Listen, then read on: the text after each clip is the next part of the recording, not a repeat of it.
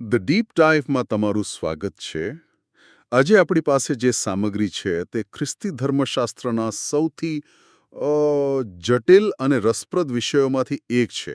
દુનિયાના અંત, પુનરુત્થાન અને અંતિમ ન્યાય વિશેના કેટલાક લખાણો. હા, અને આ કોઈ આમ સામાન્ય ભવિષ્યવાણીઓ નથી. આ દસ્તાવેજો તો એટલા બધા વિગતવાર છે, જાણે કોઈ નાટકની સ્ક્રિપ્ટ લખી હોય. બરાબર. આપણો આજનો હેતુ એ સમજવાનો છે કે આ સ્ક્રિપ્ટ પ્રમાણે ઘટનાઓ કયા ક્રમમાં બને છે અને તેની પાછળનું તર્ક શું છે. હા.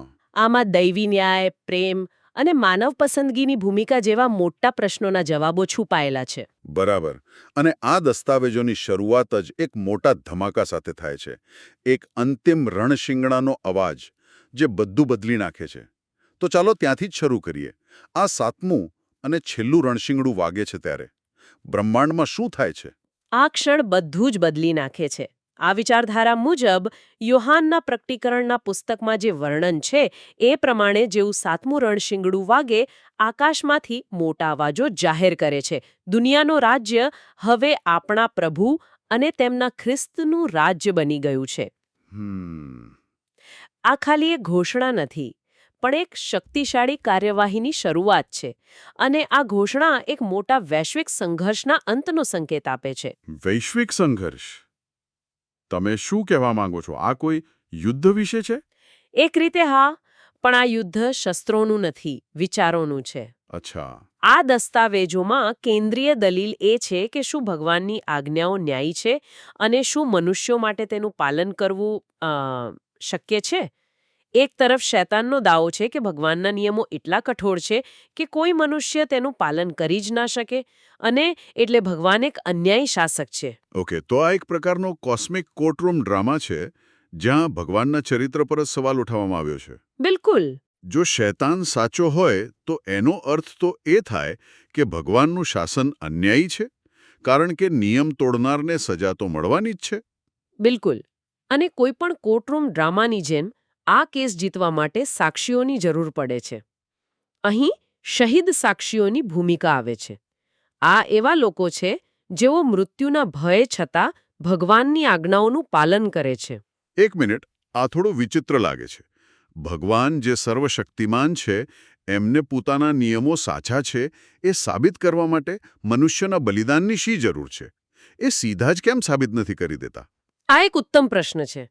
આ લખાણોનો તર્ક એ છે કે ભગવાન બળજબરીથી કોઈને મનાવવા નથી માંગતા. જો એ પોતાની શક્તિનો ઉપયોગ કરીને બધાને ચૂપ કરાવી દે તો એ પ્રેમનું નહીં પણ તાનાશાહીનું શાસન કહેવાય. સાચી વાત. એના બદલે એ મનુષ્યોને પસંદગીની સ્વતંત્રતા આપે છે. અને જ્યારે મનુષ્યો પોતાની સ્વતંત્ર ઈચ્છાથી મૃત્યુ સુધી પ્રેમ અને આજ્ઞાપાલનનો માર્ગ પસંદ કરે છે, ત્યારે તે શૈતાનના દાવાને ખોટો સાબિત કરે છે. ઓકે. માર્ગ શક્ય અને શ્રેષ્ઠ છે. તેમનું બલિદાન એ કેસમાં અંતિમ પુરાવો છે. સમજાયું. તો આ શહીદોના બલિદાનથી એ સાબિત થાય છે કે ભગવાનનો કાયદો પાળી શકાય છે. આટલા મોટા બલિદાનનું કોઈ મોટું ઇનામ તો હોવું જ જોઈએ, ખરું ને? તો આ લખાણો અનુસાર તેમની સાથે આગળ શું થાય છે? અને અહીંથી જ પ્રથમ પુનરુત્થાનની ઘટના શરૂ થાય છે. આ શહીદ સાક્ષીઓને સૌથી મોટો પુરસ્કાર મળે છે. પ્રકટીકરણ 20:4 સ્પષ્ટપણે કહે છે કે જેમણે ઈસુની સાક્ષી માટે પોતાનો જીવ આપ્યો અને જેમણે શ્વાપદ કે તેની મૂર્તિની પૂજા ન કરી, એ લોકો જીવંત થઈને ખ્રિસ્ત સાથે 1000 વર્ષ સુધી રાજ કરવા માટે ઉઠાડવામાં આવે છે. અચ્છા. આને વધુ સારું પુનરુત્થાન કહેવામાં આવે છે. આ તો ઘણા વિશ્વાસીઓ માટે નિરાશાજનક લાગી શકે છે. શું આનો અર્થ એ છે કે જો કોઈ વ્યક્તિ વિશ્વાસુ હોય પણ શહીદ ન થયો હોય તો એનો વિશ્વાસ બીજા દરજ્જાનો ગણાય? આ સિસ્ટમ થોડી અન્યાયી નથી લાગતી? આ લખાણો અનુસાર તે અન્યાય નથી, પણ ભૂમિકાનો તફાવત છે. ઓકે. બીજા બધા સંતો અને વિશ્વાસીઓ પણ પુનરુત્થાન પામશે, પણ 1000 વર્ષ પૂરા થયા પછી.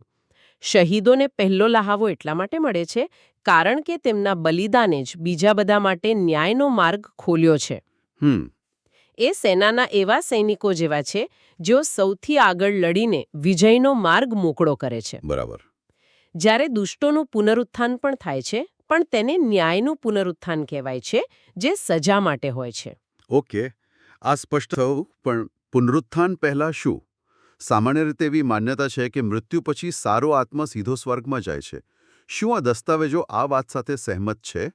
જરાય નહીં. અને અહીં એક બીજો મોટો વિચાર છે જે આમ સામાન્ય માન્યતાથી એકદમ અલગ છે. અચ્છા. આ દ્રષ્ટિકોણ મુજબ જ્યારે કોઈ વ્યક્તિ મૃત્યુ પામે ને ત્યારે 3 વસ્તુઓ થાય છે. શરીર ધૂળમાં પાછું જાય છે. બરાબર. આત્મા એટલે કે જે જીવન શક્તિ છે એ ભગવાન પાસે પાછી જાય છે. અને જીવ મતલબ વ્યક્તિનું વ્યક્તિત્વ, તેની યાદો એ હેડ્સ નામની જગ્યાએ પુનરુત્થાનની રાહ જુએ છે. આત્મા અને જીવ વચ્ચેનો તફાવત થોડો ગૂંચવણભર્યો છે. શું તમે તેને સરળ શબ્દોમાં સમજાવી શકો? ચોક્કસ. આને સમજવા માટે આપણે કમ્પ્યુટરની સરખામણી કરી શકીએ. ઓકે. શરીર એક કમ્પ્યુટરનું હાર્ડવેર છે. આત્મા એટલે કે સ્પિરિટ એ વીજળી જેવું છે જે ભગવાન તરફથી આવે છે અને હાર્ડવેરને ચાલુ કરે છે. જ્યારે વીજળી જાય ત્યારે હાર્ડવેર બંધ થઈ જાય. અને જીવ એટલે કે સોલ એ તમારું અનન્ય સોફ્ટવેર છે. તમારી ઓપરેટિંગ સિસ્ટમ, તમારી ફાઇલો, તમારી યાદો. બરાબર. મૃત્યુ સમયે હાર્ડવેર બંધ થઈ જાય, વીજળી તેના સ્ત્રોત પાસે પાછી જાય અને તમારું સોફ્ટવેર, તમારો જીવ એક સ્ટોરેજ ડ્રાઈવમાં સચવાઈ જાય છે જે નવા હાર્ડવેર એટલે કે નવા શરીરની રાહ જુએ છે. આ સ્ટોરેજ ડ્રાઈવને અહીં હેડ્સ કહેવામાં આવ્યું છે. વાહ, આ સમજૂતીથી બધું સ્પષ્ટ થઈ ગયું. તો આનો અર્થ એ થયો કે શહીદો પણ મૃત્યુ પછી તરત જ સ્વર્ગમાં નથી જતા? બરાબર. એ લોકો પણ વેદી નીચે જે એક પ્રતિકાત્મક જગ્યા છે ત્યાં પ્રથમ પુનરુત્થાનની રાહ જુએ છે. આ દસ્તાવેજો દલીલ કરે છે કે અત્યાર સુધી ફક્ત ઈસુ જ સીધા સ્વર્ગમાં ગયા છે કારણ કે એ પુનરુત્થાનના પ્રથમ ફળ છે. ખરેખર? તો પછી જૂના કરારના મહાન પાત્રો જેવા કે રાજા દાવીદનું શું? તેઓ પણ સ્વર્ગમાં નથી? આ તો બહુ મોટી વાત છે, કારણ કે મોટાભાગના લોકો તો એવું જ માને છે કે જૂના કરારના બધા સંતો સ્વર્ગમાં છે.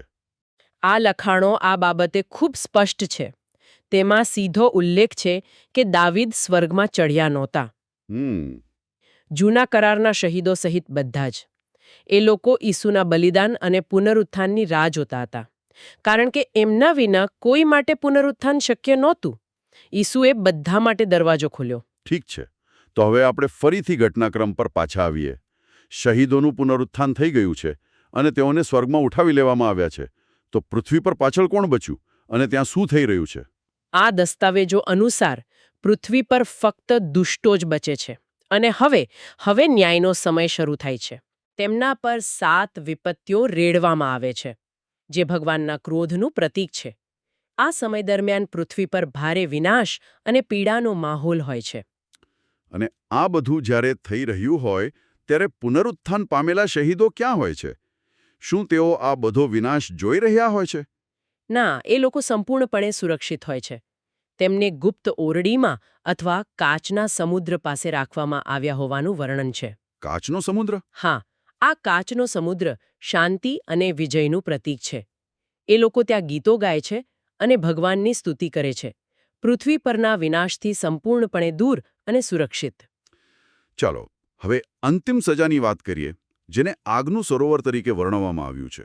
આ નામ સાંભળીને જ ભય લાગે છે. પણ આ દસ્તાવેજો તેના હેતુ વિશે જે કહે છે તે સામાન્ય માન્યતા કરતાં ખૂબ અલગ છે. હા, અને આ કદાચ આખા વિષયનો સૌથી રસપ્રદ ભાગ છે. સામાન્ય રીતે આપણે માનીએ છીએ કે સજા સુધારણા માટે હોય છે. પણ અહીં તર્ક અલગ છે. આ લખાણો કહે છે કે આગના સરોવરનું હેતુ સુધારણા નથી. એક મિનિટ, આ વાત પર થોડીવાર રોકાઈએ. આપણી આખી ન્યાય વ્યવસ્થા સુધારણાના વિચાર પર આધારિત છે. જેલનો હેતુ ગુનેગારને સુધારવાનો હોય છે. બરાબર. પણ આ દસ્તાવેજો કહે છે કે અંતિમ ન્યાયનો હેતુ એ છે જ નહીં. જો આગનો સરોવર કોઈને સુધારવા માટે નથી, તો પછી એનો અર્થ શું છે? આ તો ખૂબ જ અલગ વિચાર છે. બિલકુલ. આ વિચારધારા મુજબ સજા પાપના પ્રમાણમાં હોય છે. જેણે વધુ પાપ કર્યા હોય એને વધુ સજા, જેણે ઓછા કર્યા હોય એને ઓછી. એ એક પ્રકારનો હિસાબ છે. પણ મુખ્ય દલીલ એ છે કે સજા કે ડર ક્યારેય કોઈના હૃદયમાં સાચો પ્રેમ ઉત્પન્ન કરી શકતા નથી. સ્વતંત્ર ઈચ્છાની સાચી પરિપૂર્ણતા ફક્ત પ્રેમમાં જ છે, દબાણમાં નહીં. તો જો કોઈ વ્યક્તિ ભગવાનના પ્રેમને જે ક્રોસ પર ઈસુના બલિદાન દ્વારા દર્શાવવામાં આવ્યો છે એને નકારી કાઢે તો? આજના સરોવરની પીડા એનું હૃદય પરિવર્તન નહીં કરે. સજાનો ડર એમને બદલી નહીં શકે. બરાબર. આ લખાણોનો તર્ક ખૂબ જ શક્તિશાળી છે. જો ક્રોસ પર પ્રગટ થયેલો નિસ્વાર્થ સર્વોચ્ચ પ્રેમ પણ કોઈ વ્યક્તિનું હૃદય જીતી ન શક્યો તો સજાનો ડર કેવી રીતે જીતી શકે? સાચી વાત છે. પ્રેમ એ અંતિમ ઓફર હતી. જો એને નકારી દેવામાં આવે તો બીજો કોઈ વિકલ્પ બચતો નથી. આ દસ્તાવેજો સૂચવે છે કે એકવાર તેઓ તેમના કર્મોની સજા ભોગવી લે પછી તેઓ કદાચ અસ્તિત્વમાં પાછા ફરે છે. અસ્તિત્વ? હા, એટલે કે તેઓ હંમેશ માટે બળતા નથી રહેતા, પણ તેમનું અસ્તિત્વ જ મટી જાય છે. આ તો ખૂબ જ ગહન વિચાર છે. તો અંતિમ સજા એ અનંત ત્રાસ નથી, પણ અસ્તિત્વનો જ અંત છે. આ બંને વિચારોમાં તો જમીન આસમાનનો ફરક છે. આનું કારણ એ છે કે શાશ્વત જીવનનો પાયો પ્રેમ છે, અને જો કોઈ એને નકારી દે તો શાશ્વત જીવન માટેનો આધાર જ રહેતો નથી. તમે બરાબર સમજ્યા. પ્રેમ એ જીવનનો સ્ત્રોત છે. તેના વિના અસ્તિત્વ ટકી શકતું નથી. આ દૃષ્ટિકોણ ભગવાનને એક ત્રાસ આપનાર તરીકે નહીં, પણ એક દુઃખી પિતા તરીકે રજૂ કરે છે, જે અંતે પોતાના બળવાખોર બાળકને જવા દે છે કારણ કે તે પ્રેમ સ્વીકારવા તૈયાર નથી. આ બધું આપણને ફરીથી શહીદો પર પાછા લાવે છે, જેઓ આખી વાર્તાના હીરો છે. આનાથી એક ખૂબ જ મહત્વપૂર્ણ પ્રશ્ન ઊભો થાય છે. શું આ શહીદો સંપૂર્ણ, દોષરહિત, પાપરહિત લોકો હોવા જરૂરી છે? શું તેમણે ક્યારે કોઈ ભૂલ ન કરી હોય? જરાય નહીં. અને આ મુદ્દો સમજવો ખૂબ જ જરૂરી છે, કારણ કે તે આશા આપે છે. સ્ત્રોતો સ્પષ્ટપણે જણાવે છે કે તેઓ સંપૂર્ણ નહોતા. ઓકે.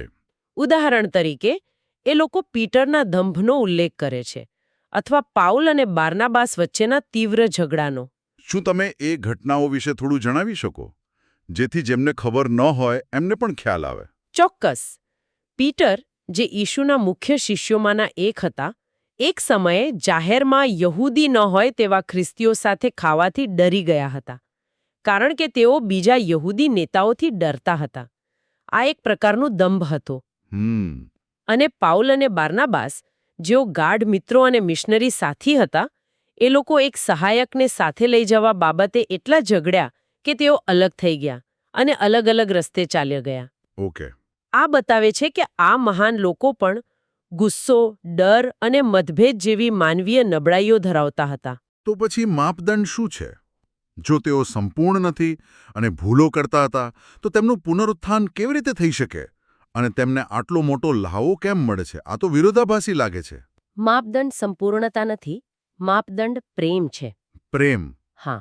આ લખાણો મુજબ સૌથી મોટી અને અંતિમ આજ્ઞા ભગવાન અને પોતાના પાડોશીને પોતાના જીવથી પણ વધારે પ્રેમ કરવાની છે. જ્યારે કોઈ વ્યક્તિ ઈસુ માટેના પ્રેમમાં પોતાનું જીવન બલિદાન આપવા તૈયાર થઈ જાય છે, ત્યારે તે પ્રેમ અને આજ્ઞાપાલનની સર્વોચ્ચ અભિવ્યક્તિ ગણાય છે. તો આ એવું છે કે કોઈ વિદ્યાર્થી આખા વર્ષ દરમિયાન નાની મોટી ભૂલો કરે, પણ ફાઇનલ પરીક્ષામાં એવો અદ્ભુત જવાબ લખે કે શિક્ષક એની બધી જૂની ભૂલા માફ કરી દે. શહીદોનું અંતિમ બલિદાન એ ફાઇનલ પરીક્ષા જેવું છે. આ એકદમ સચોટ સરખામણી છે.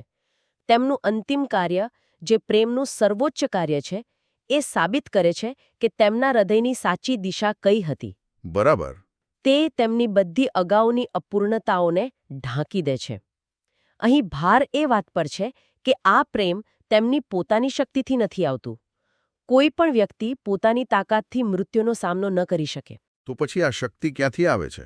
આ દસ્તાવેજો કહે છે કે આ પ્રેમ અને હિંમત પવિત્ર આત્મા દ્વારા આવે છે. પણ પવિત્ર આત્મા ફક્ત એવા લોકોને જ મદદ કરે છે જેઓ પ્રેમ કરવાની ઈચ્છા રાખે છે. મુખ્ય વાત એ નથી કે તમે કેટલા મજબૂત છો, પણ એ છે કે તમારું હૃદય શું ઈચ્છે છે. આનો અર્થ એ થયો કે આ કોઈ ભદ્ર વર્ગ કે જ્ઞાની લોકો માટે મર્યાદિત નથી. બિલકુલ. આ લખાણો સ્પષ્ટ કરે છે કે કોઈ પણ વ્યક્તિ, ભલે તે ભૂતકાળમાં ગુનેગાર હોય, ભિખારી હોય કે ગુલામ હોય, જો તે સાચા હૃદયથી ભગવાનને પ્રેમ કરવા ઈચ્છે અને તે પ્રેમ માટે મરવા પણ તૈયાર હોય, તો તે આ સર્વોચ્ચ સ્તર સુધી પહોંચી શકે છે. આ સંપૂર્ણ લોકશાહી છે, જે ફક્ત હૃદયની ઈચ્છા પર આધારિત છે. તો ચાલો આ બધી ચર્ચાનો સારાંશ કાઢીએ. શરૂઆત 7મા રણશિંગડાથી થાય છે, જે એક કોસ્મિક કેસની સુનાવણી શરૂ કરે છે. આ કેસમાં શહીદો મુખ્ય સાક્ષી બને છે. તેમનું અંતિમ બલિદાન સાબિત કરે છે કે ભગવાનની આજ્ઞાઓ ન્યાયી છે અને તેનું પાલન શક્ય છે. બરાબર. આ સાબિતી પછી તેમને પ્રથમ પુનરુત્થાનમાં વિશેષ સ્થાન મળે છે. તે દરમિયાન પૃથ્વી પર ન્યાય કરવામાં આવે છે અને પુનરુત્થાન પામેલા સંતોને સુરક્ષિત રાખવામાં આવે છે. અને આ બધાની પાછળનો મૂળભૂત ધર્મશાસ્ત્રીય વિચાર એ છે કે શાશ્વત જીવન અને સાચી સ્વતંત્રતાનો આધાર પ્રેમ છે, સજાનો ડર નહીં. બિલકુલ. સજા ફક્ત હિસાબ પૂરો કરે છે, પણ તે હૃદય બદલી શકતી નથી. અંતિમ કસોટી એ મૃત્યુ સુધી પણ પ્રેમ કરવાની તત્પરતા છે.